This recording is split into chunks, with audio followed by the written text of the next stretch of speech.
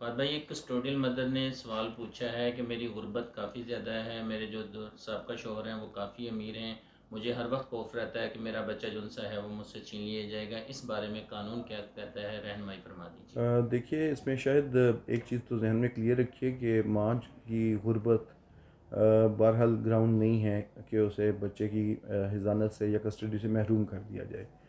اس سلسلے میں supreme court کا بہت لیٹسٹ جو ویو آیا ہے وہ بڑا کلیئر ہے، اور میں اب خواہش ہے کہ آپ اس کو ضرور مطالعہ کیجیے۔ 2019 SCMR 520 ہے، جس میں انہوں نے ہولڈ کیا، آنریبل سپریم کورٹ نے یہ ہولڈ کیا کہ poverty of a mother is a no ground to consider her disentitled from having custody of the minor۔